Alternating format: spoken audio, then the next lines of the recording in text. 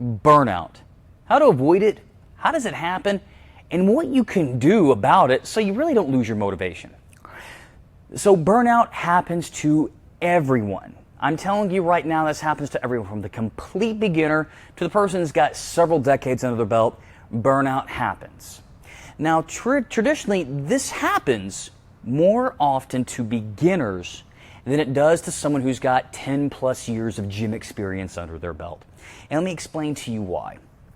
So burnout is pretty much, or I should say this, there's two kinds of burnout.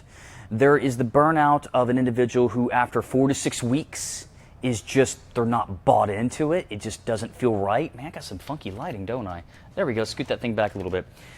Just doesn't feel right. Nothing feels natural to you for whatever reason. It just feels incredibly forced. It feels just like labor, and you eventually kind of go, well, why am I doing this? And you quit.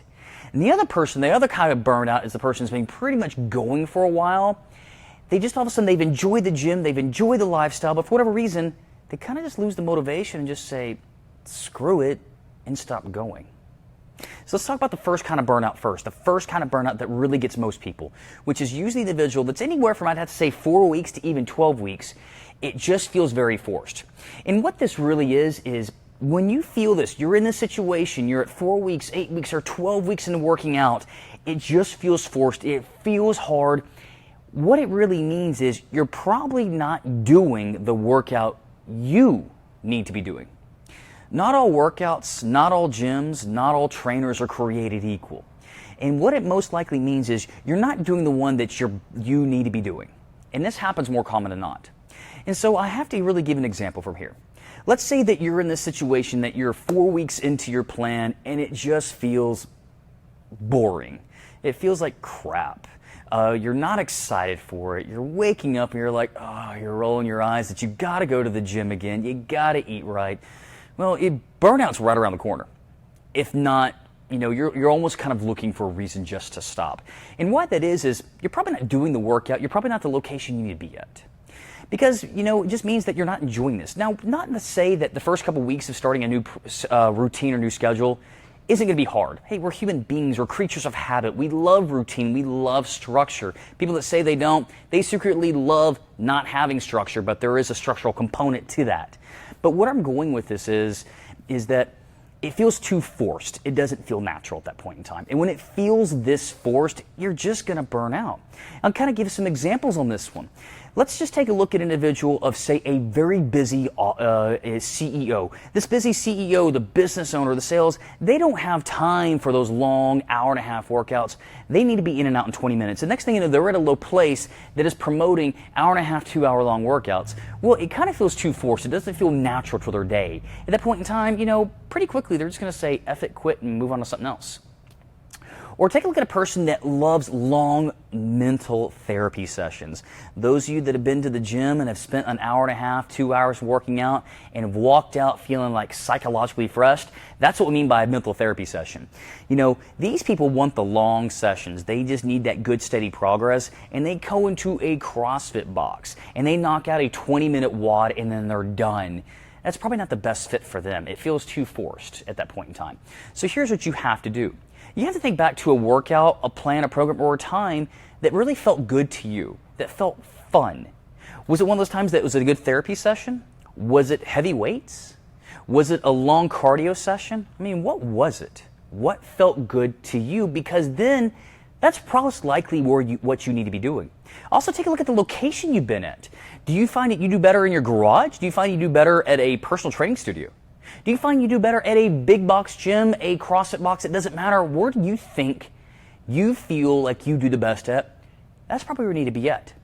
Now, to be honest, you have to do some self-experimentation on this one. Or really, to be honest, there's no right or wrong way. You have to play around, but think back to the times when you enjoyed it the most. Because again, if you're 4 weeks, 6 weeks into this, a new plan, and you hate it, it feels forced, this means that's not your answer. It's not your solution. You need to go find something else. Go find it. Because then this way, you'll keep avoiding fitness burnout. You'll keep avoiding, falling off the wagon, starting back on, which we all have done before. All right.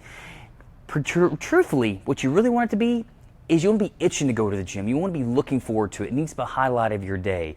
And if it's not that way, it just means, again, whatever you're doing isn't the right thing for you.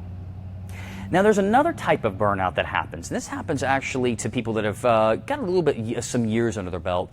It's just all of a sudden one day they wake up and they're not looking forward to going to work out when traditionally they used to.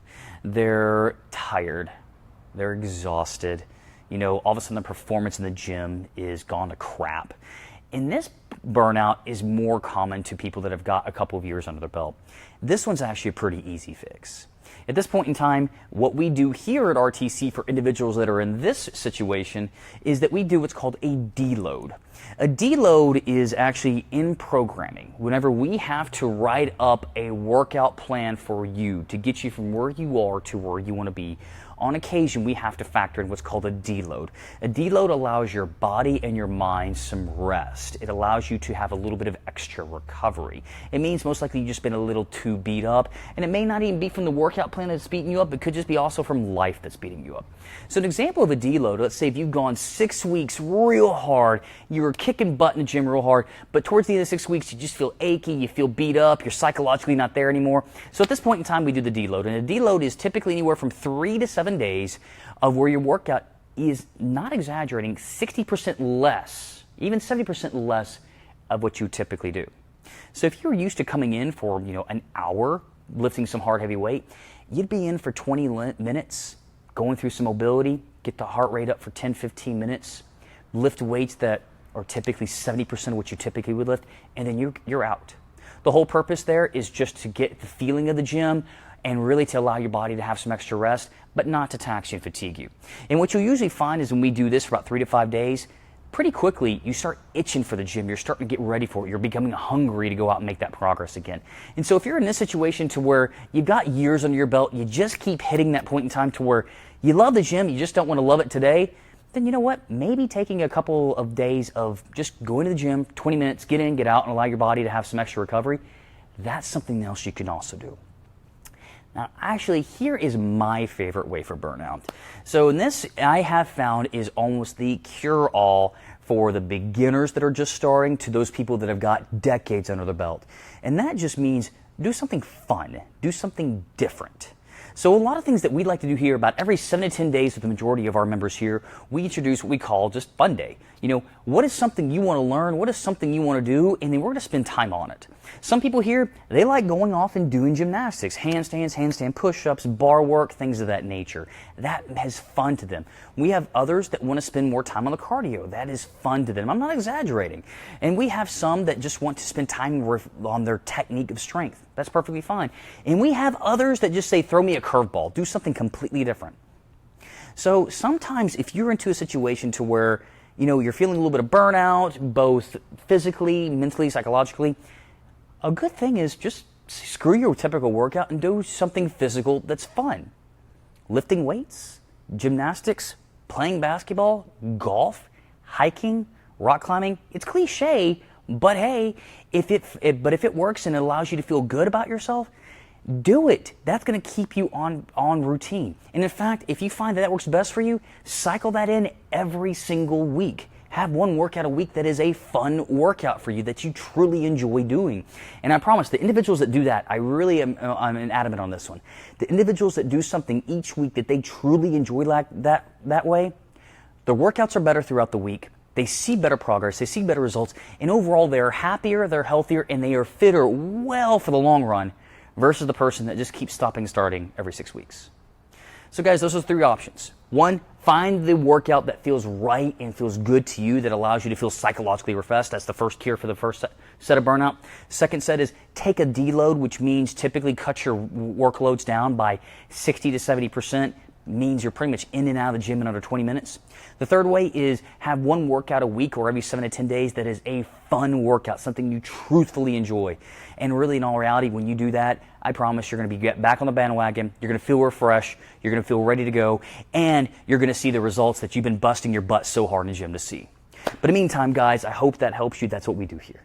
So this is Travis Merritt with the Rowlett Transformation Center. If you got any comments or questions, put them in the comment section below. I'll be more than happy to help out in any way I can. But in the meantime, everyone, take care, have amazing workouts, even better meals, And I look forward to chatting with all of you tomorrow.